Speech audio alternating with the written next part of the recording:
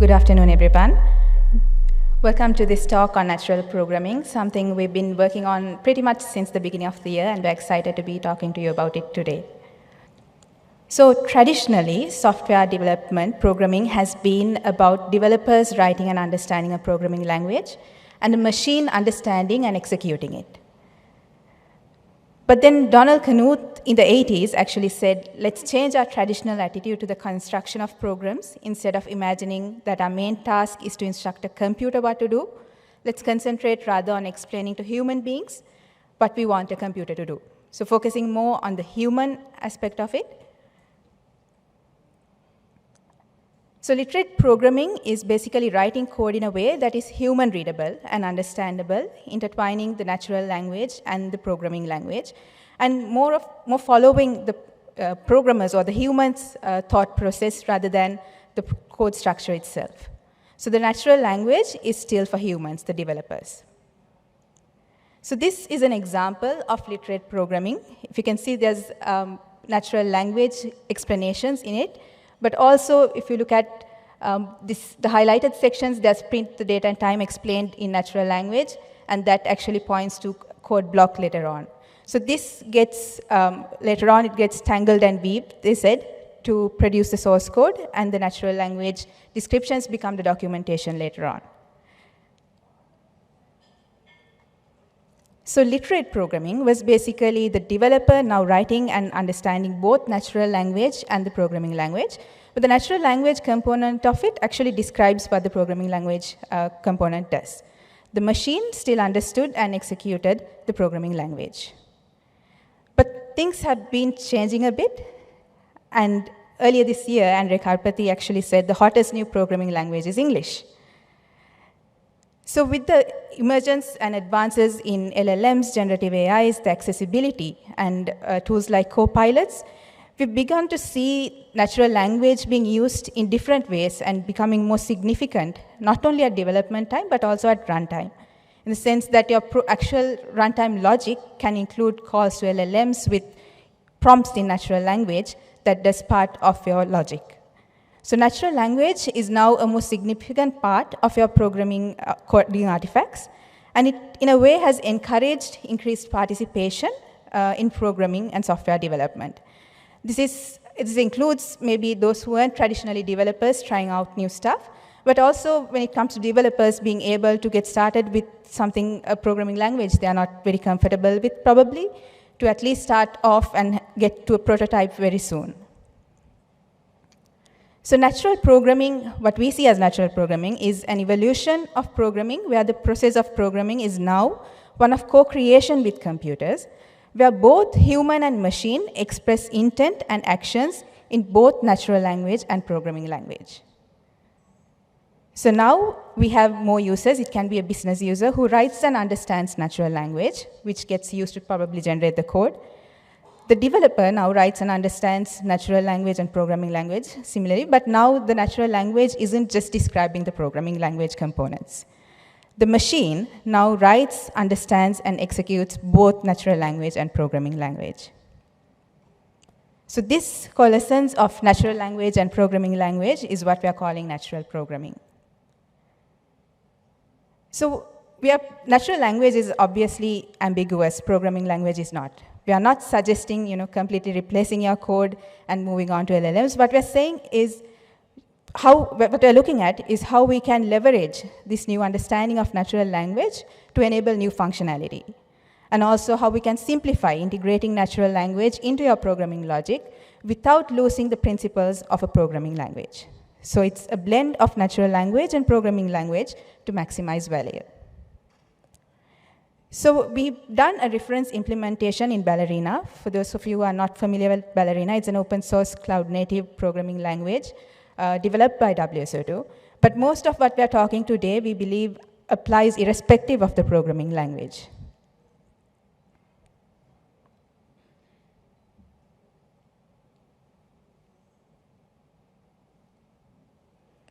So we look at this in 3 distinct stages: development time, runtime, and also something we've been experimenting with at compile time.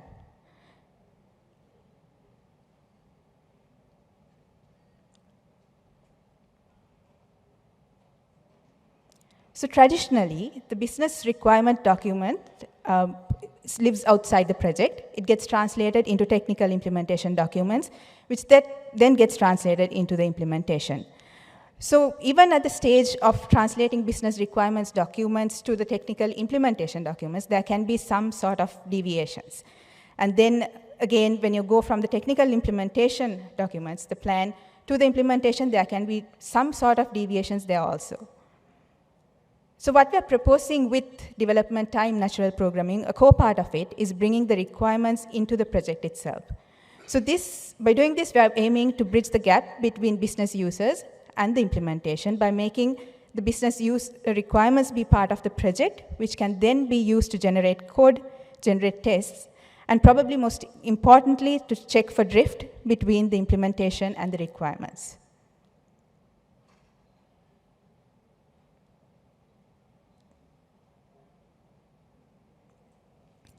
So we'll use this scenario of a claim management platform, which allows two operations. One is to submit a new claim, and if the user's claims along with the previous claims is within a pre-authorized limit, it gets approved automatically.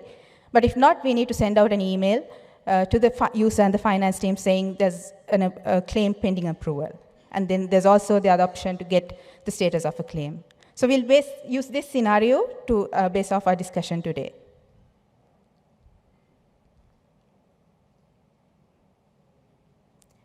So this is the Ballerina integrator. So it has its own copilot. So we brought in the requirements document into the project. If you can see the natural programming directory on the left-hand side.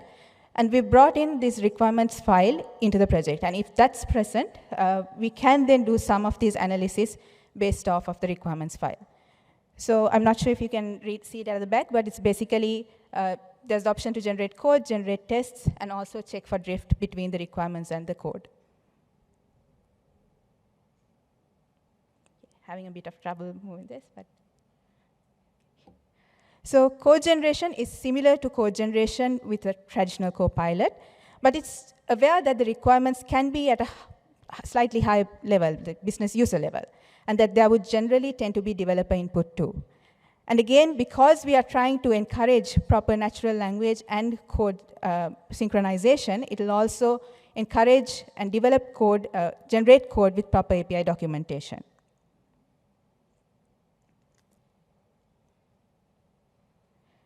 We also have test generation. So again, something most copilots do, but here we've tried to base the tests off of the business user requirements. So we just get only the implementation, the APIs from the implementation, and then we use the business user requirements to try and test out if the implementation is this actually what the business user requirements specified. And this can be considered a form of user acceptance testing, but it wouldn't be sufficient on its own, but it will complement the tests that are written and generated by a developer.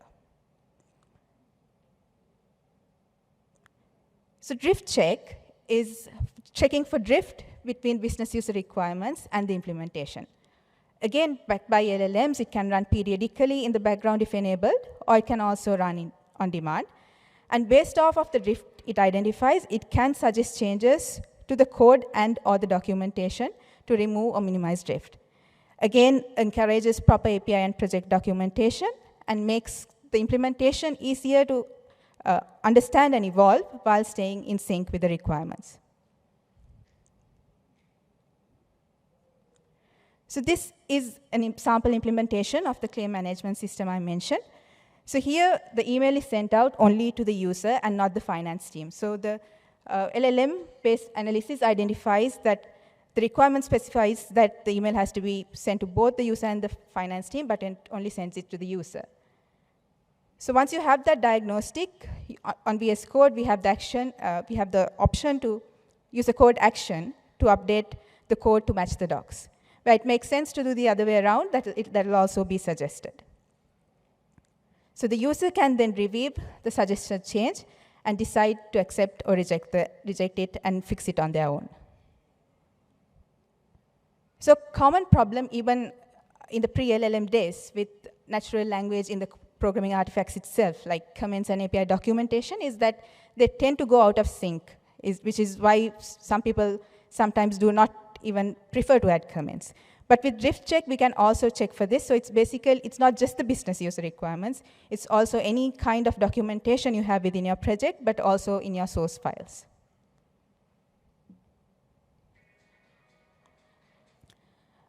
One other thing to consider is development at development time. We've been speaking mostly about the business user requirements. And we've seen this Ballerina project, but a real-world project would generally be a collection of components like that one. And these components can use different languages, different frameworks, and so on. There can also be other kinds of natural language documentation, policies, guidelines, and also they can apply at different levels. There can be documents that refer to guidelines that apply at an organization level, at a project level, and also at a component level. But now with this understanding of natural language, there's so much more that we can do to analyze against the implementation and identify issues, but also to check for compliance. So these descriptions, similar to drift check, can be used to analyze, validate, and also align implementations. They can include things like identifying project completion status. For example, if you're just getting started, drift check might not be ideal. But they can also check for things like compliance with organizational policies and guidelines.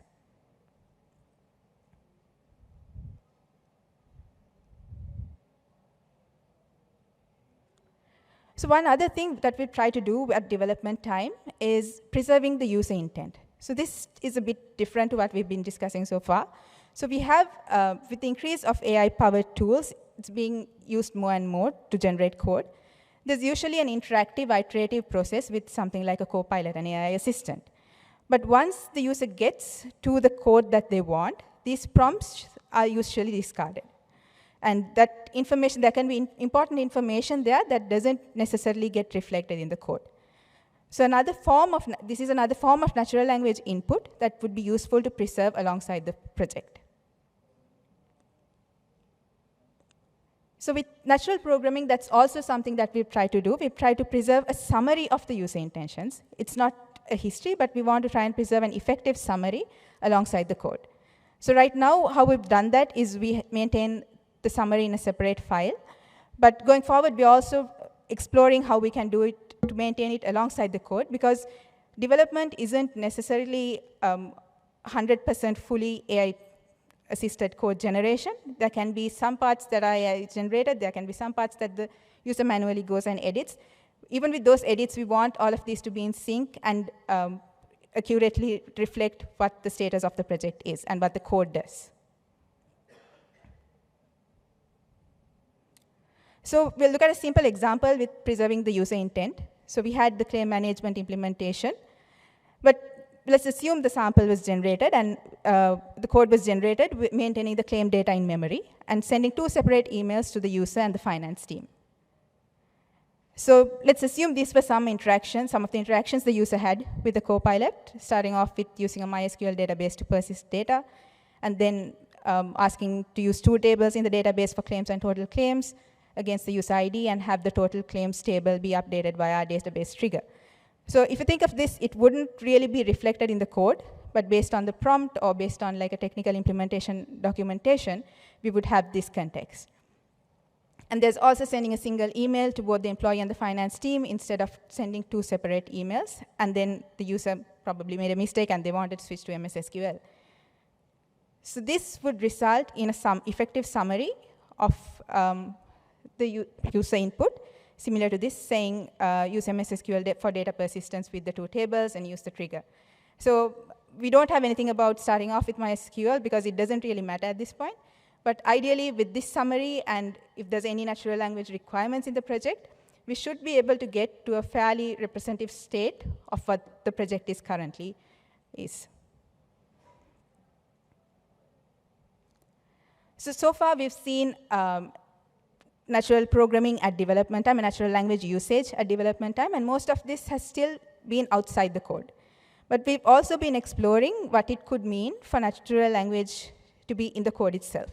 So to a certain extent, we're already doing this with runtime integration of LLM models, being able to call LLM models, large language models.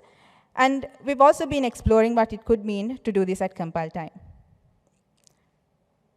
So at runtime, many languages and frameworks already support calling LLMs, including Ballerina.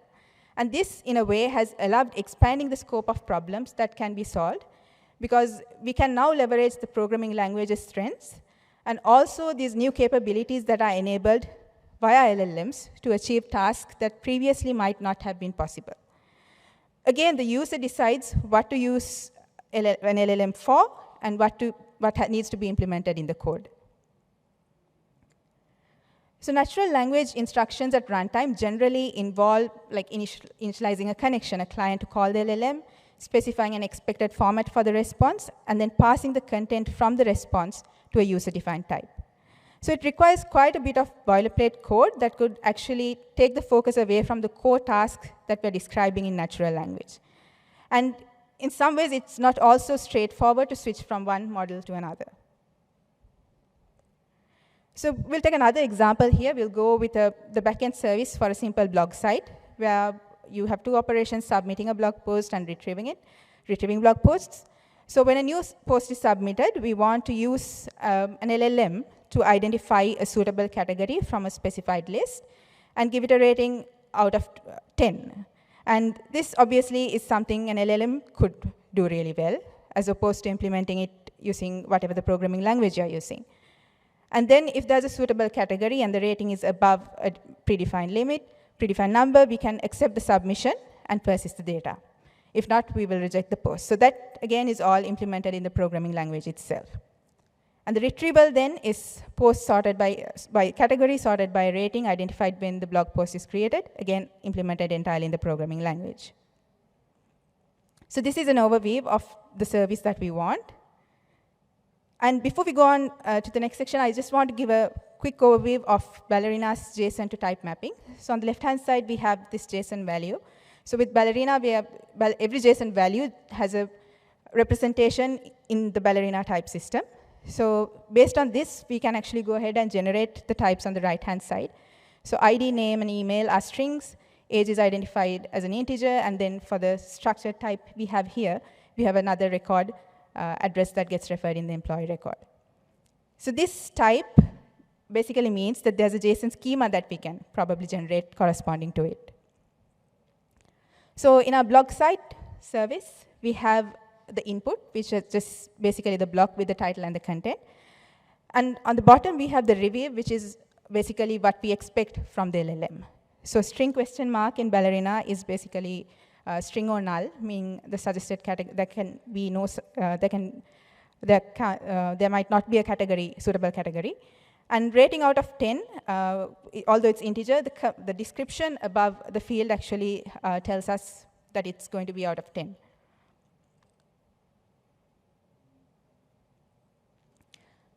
So this is what the client initialization looks like right now. So this is basically the connector that is generated against the OpenAPI specification for Azure OpenAI. So you can initialize the client, and then we can go ahead and write the prompt that we want to use to do the categorization and the rating. So on the left-hand side, we have the categories. And on the right-hand side, we have the prompt. And I'm not sure if you can see, but we have provide your response in the following format. And it tells the suggested category has to be one of the specified categories, and the rating should replace with an appropriate rating.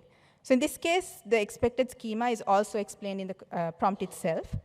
And then the latter part of it is basically just making the call, extracting out the relevant string part, and then passing it as the expected type. So if you really think of it, it's just probably even less than the first half that's actually describing what needs to be done. So there's also features like structured outputs that allow us to specify a JSON schema. That's what we've done at the bottom there. So this feature ensures that the model adheres to the specified JSON schema when generating the output. But again, this is something that the user would have to then generate and edit in, or like manually write it in. So we've looked at all of this, and we've tried to see if there's a way that we can simplify to do this basic operation that we're trying to do, which is, accept a prompt, do the LLM call, use the expected type to generate probably a schema, and then once we get the response back, whether we can pass it to that expected type. So we've gone ahead and done that as part of our LLM abstractions in Ballerina. So like I mentioned previously, switching between these different clients for different models is also not straightforward. So we have this AI model provider abstraction that makes it a bit easier to switch because we have different implementations for different model providers. And there we've introduced a method named Generate that does exactly what we want here. So this is now another client initialization, but this time it's the model provider that we've made available. And in that, we have this generate method. So now we have model, and then there's arrow generate. And we can simply specify the prompt and say what we want to be done. Now we can get rid of the JSON schema because Ballerina will automatically generate the schema based on the expected type, which is reviewed here, and include it in the prompt.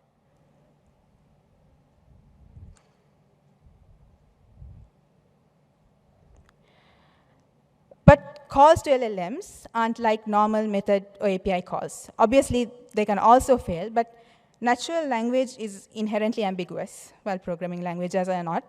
And they produce non-deterministic output. So we've been wondering if we can do with a different abstraction, whether it needs to be something else. In fact, in Ballerina, the arrow syntax we saw earlier, it's different to a method call, right? We're not using dot.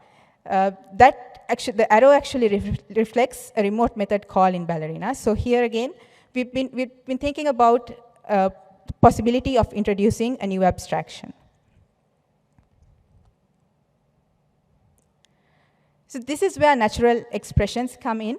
So this, we have the natural keyword, and it takes some kind of generator that basically takes the natural language input, and it uses the expected type and generates the expected output in the expected format.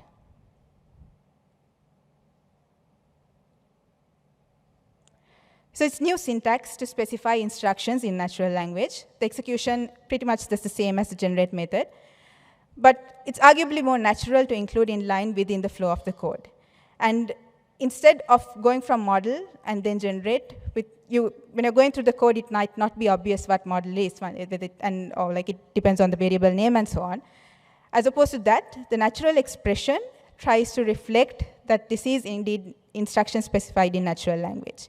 And it makes it clear when the instructions and whether the logic is specified in natural language, is LLM driven, versus distinguishing it from traditional code.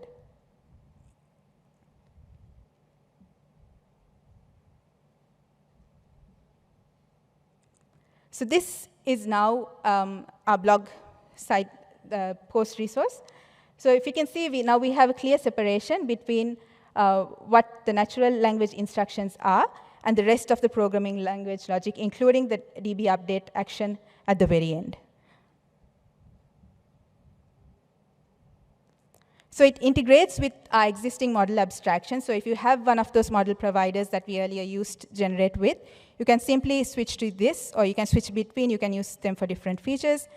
And we also have multimodal input support, and it can retry for correction on passing failure. So it's not just a simple retry, but it'll try to pass it as the expected type, and in case there are any failures, it'll try to correct it with the LLM based on the validation failure.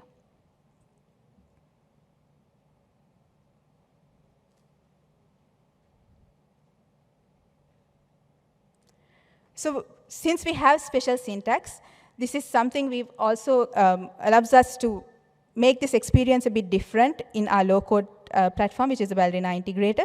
So here it allows you, in the low-code version, it allows you to type out your prompt in a completely different UI, allowing you to specify instructions in natural language.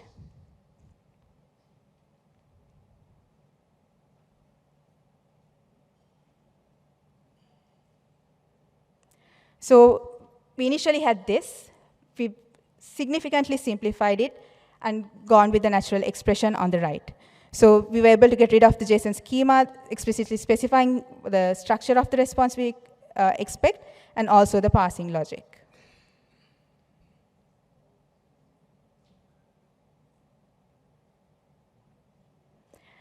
So the last part of this was natural language interleaved with code at compile time.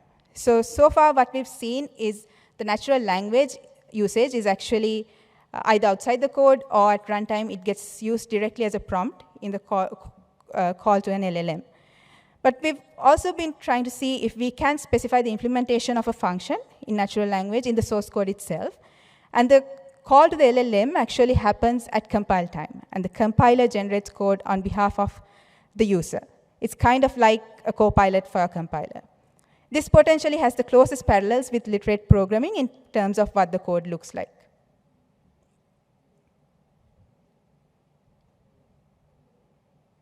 So there are two variants that we've considered here. One is generating the logic of a self-contained function, and the other one is for data generation, like test data. So here we have a simple example of where we're extracting country data, we are retrieving country data, and then we're trying to filter it out based on the GDP. So here we have these 8 countries with highest GDP per capita function. We don't have the implementation here, but we've said filter the 10 countries with a population of at least 10 million with the highest GDP per capita in the given continent. So the copilot, the LLMs, can do a fairly good job of looking at the signature and the requirement and generating the code on behalf of the user. So when you're going through the code, when you're going through the source code, you will actually have a natural language description of it. So this has the potential to increase readability and concisely convey what the code does. And obviously works best with granular, unambiguous requirements. And again, like with the runtime use of prompts, the user chooses when to use it. And obviously, there's no human in the loop compared to development time, code generation, and acceptance. So it can become a bit of a black box, and developers specifically tend to prefer being able to review and accept the code.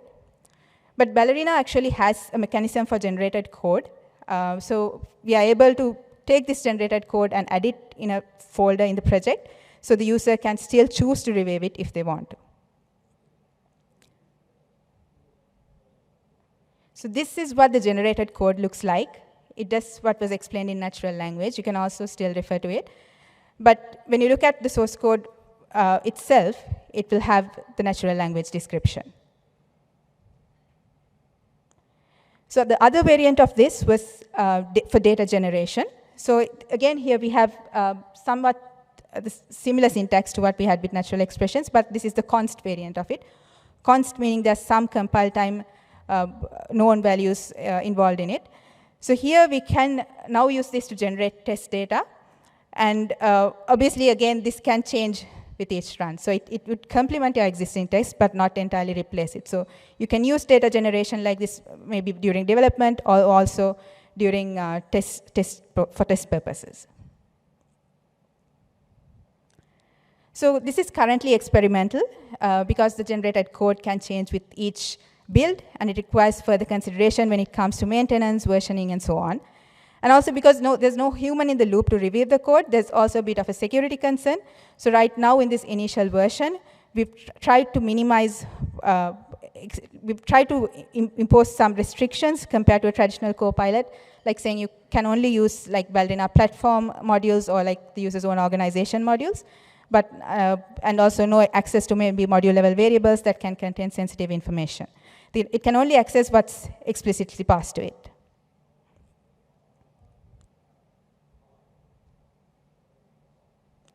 So to wrap it all up, we've looked at natural language usage, LLMs, usage of LLMs and prompts across the development lifecycle. And we are continuing to try and see how we can use this usage and use this understanding to provide new functionality that was previously not possible. And to also, when it comes to integration at runtime, to see how we can continue to simplify this even more. So it's still early days, and we have the development time functionality available with Ballerina and the BI plugins if you're open to try it out. And the new syntax is also available in the update 13 milestone versions as an experimental feature, and we'd love to hear your feedback.